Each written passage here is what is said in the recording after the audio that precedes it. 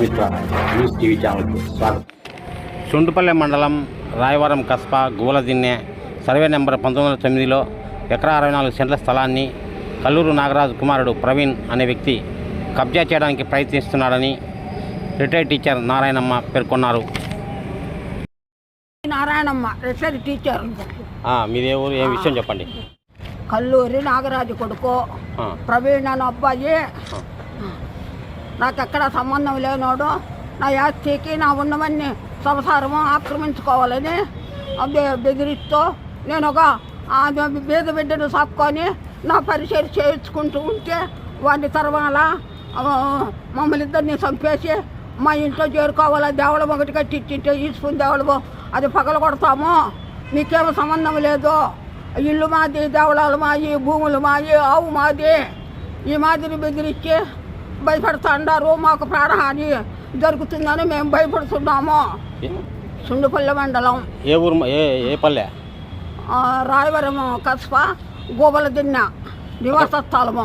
అక్కడ ఏ ఇంట్లో భూమి ఉండదు, దాన్ని ఆక్రమించుకోవాలని శివాలయం సంబంధించి పట్టుబెట్టున్నారు. నాకెవరు లేరని ఆపు సుక్క నాగార్జున నాకు కొడుకుతో సమానంగా నాకు పరిచయం చేస్తా ఉన్నాడు. 20 సంవత్సరాల నుంచి ఆయన పడగొట్టి ఏడ దేవుడు ఉండేదని మాట్లాడుతూ ఉన్నారు. కాబట్టి ఆ భూమి మీకే చెందాలా చెప్పండి. 909 ఎన్ని సెంట్లు స్థలము, ఎన్ని ఎకరాలు?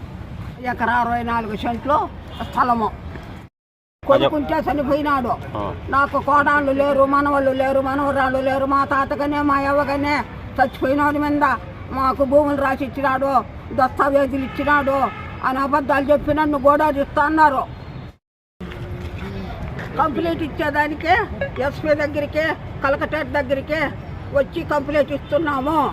పొలం పేరు పెట్టి మేము కులస్థలమని కూడా ఏమన్నా దొరకారేమో, నాకేం అవసరం లే. ఆ బిడ్డ నన్ను మంచి చెడ్డ చూడాలని నమ్ముకున్నా.